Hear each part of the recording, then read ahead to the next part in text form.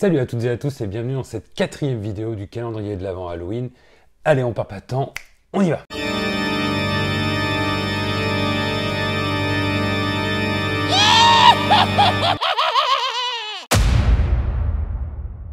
Alors donc aujourd'hui on ouvre la porte 4.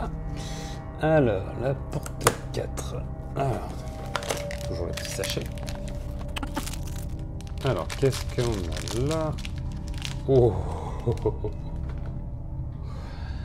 Eh ben, je vous présente Pennywise.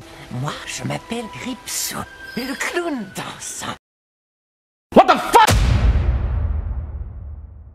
Le personnage de Pennywise est tiré des films Ça, partie 1 et 2, réalisés par Andy Muschietti et joué par l'acteur Bill Skarsgård. Pennywise est son nom dans la version américaine, chez nous il s'appelle Gripsou. À l'origine, ce personnage est tiré du roman Ça, écrit par l'excellent Stephen King. Et j'ai oublié de vous dire aussi, c'est un de mes films d'horreur préférés. Alors déjà, je vais vous donner toutes les informations le concernant quand même, que vous sachiez qui c'est. Ce personnage est un clown maléfique, qui est un mélange de Bozo le clown, de John Wayne Gacy. Alors pourquoi lui? Parce que John Wayne Gacy, ce qu'il faut savoir, c'est que c'est un tueur en série qui a tué 33 personnes et qui a été surnommé le clown tueur. Et pour finir, Stephen King s'est inspiré de Ronald McDonald. Mais au fond, c'est qui ce clown? Eh bien, je vais vous raconter toute son histoire. Pour commencer, c'est une entité extraterrestre, métamorphe, éternelle et plus ancienne que l'univers, prenant généralement la forme d'un clown. Il serait arrivé sur Terre par le biais d'une météorite durant la préhistoire et il serait resté endormi jusqu'à l'apparition des premiers humains sur son lieu d'habitation, qui est, dans le bouquin en tout cas, et dans le film, qui est devenue la ville de Derry. Il aurait commis le meurtre de plus de 300 colons entre 1740 et 1743 et aussi d'un groupe de bûcherons entre 1876 et 1879. Que ce soit dans le livre ou dans le film, les résurgences de Gripsou sont étroitement liées à des catastrophes qui se passent tous les 27 ans à Derry. Il dispose d'une variété de pouvoirs comme la capacité de se métamorphoser, de manipuler et de posséder les personnes, la télékinésie, la téléportation, le contrôle météorologique et la télépathie. Il peut lire dans les esprits de ses victimes et utilise ce pouvoir pour se transformer en leur pire peur. Il n'a jamais été contre la mort d'enfants. En fait, il préfère tuer les enfants car ils sont des cibles plus faciles. C'est pour cela qu'il a choisi la forme d'un clown, une figure qui a amusé et terrifié de nombreux jeunes enfants. Et il a des dents pointues qu'il peut utiliser pour tuer des gens. Bon bah, voilà la sale bestiole. Maintenant on va parler du film. Alors attention spoiler, je vais détailler en fait la première partie de Ça. Donc pour ceux qui ne l'ont pas vu et qui souhaiteraient le voir, je vais vous laisser le petit timecode pour aller à la fin de cette vidéo ou au moment où il n'y aura plus de spoiler. Donc je vais attendre un tout petit peu. A few moments later. Octobre 1988.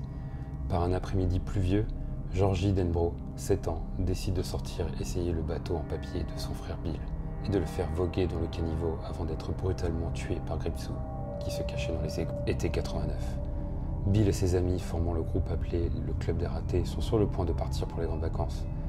Bill, toujours hanté par la disparition de son frère, décide d'enquêter avec la bande, croyant que son frère est encore vivant.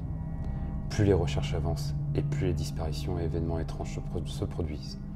Gripsou apparaît à chacun sous la forme qui les terrifie le plus. Il arrive à localiser le repère de Gripsou et l'affronte. Ils s'en sortent, mais le clown arrive à s'échapper. Août 89.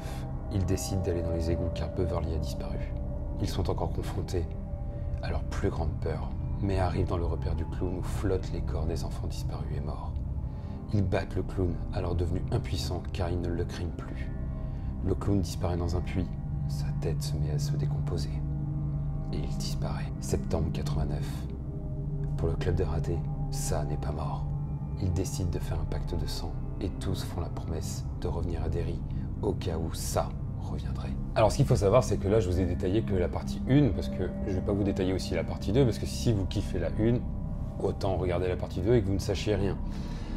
Mais en tout cas, les deux sont excellentes. Je crois que c'est la meilleure adaptation de Stephen King que j'ai pu voir, avec aussi La Ligne Verte et plein d'autres d'ailleurs, enfin il y en a d'autres, mais c'est une des plus fidèles je trouve, sachant que même le téléfilm qui est sorti dans les années 80 était super impressionnant pour l'époque, aujourd'hui un peu moins, mais pour ma part m'a très traumatisé, enfin quand même au départ, je l'ai vu quand même, j'avais 6 ans, donc à l'époque il était interdit moins de 12, donc petit problème déjà, mais en tout cas, cette adaptation-là de Andy Muschietti est excellente. Voilà, ce sera tout pour cette vidéo d'aujourd'hui. J'espère que ça vous aura plu. N'hésitez pas à vous abonner à la chaîne, à activer la petite cloche et à lâcher votre plus beau like. N'hésitez pas aussi à me lâcher des commentaires concernant les films que je vous présente ou les personnages même d'ailleurs, ou même si vous avez des questions par rapport à la chaîne ou autre. N'hésitez pas, j'y répondrai avec grand plaisir. Sur ce, sachez qu'il ne reste plus que 10 jours avant Halloween, donc 10 jours avant le grand final. Je vous souhaite une très bonne soirée, bon visionnage, à plus, ciao!